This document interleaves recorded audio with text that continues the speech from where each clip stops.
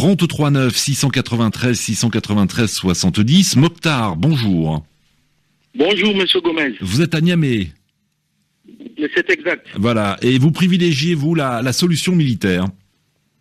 Exactement, monsieur Gomez. Je pense que il fallait aussi pour la communauté internationale d'écouter les appels lancés par certains chefs d'État africains, notamment le président nigérien Mahamadou Issoufou, qui a depuis fort longtemps appelé à une intervention militaire dans le sud de la Libye, qui est devenu aujourd'hui le bastion par excellence des groupes djihadistes.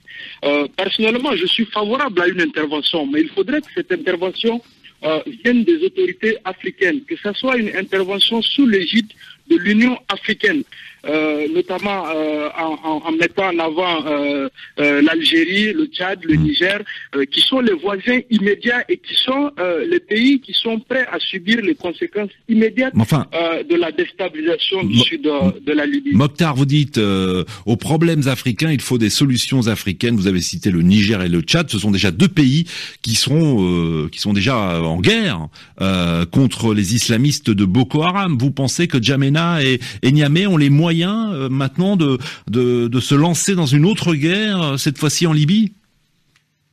Monsieur Gomez, écoutez, ce sont des guerres injustes qu'on est en train d'imposer à l'Afrique.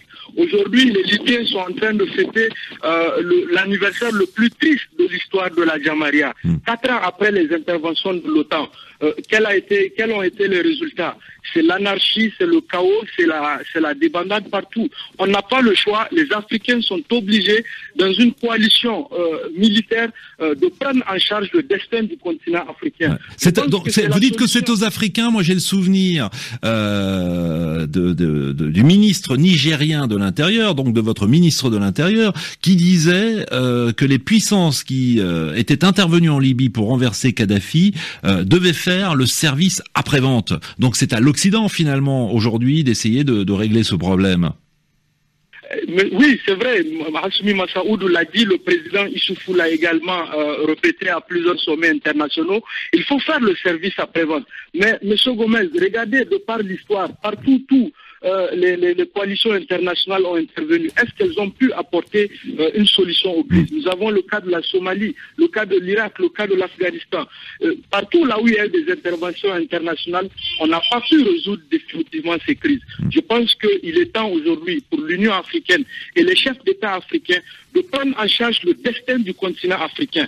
Il revient aujourd'hui aux Africains de prendre en charge leur sécurité. D'accord, très bien, ça s'est coupé comme ça nettement d'un coup. En tout cas, dans les prochaines heures, l'Égypte va tenter de convaincre le Conseil de sécurité de donner son feu vert à une intervention militaire internationale, même si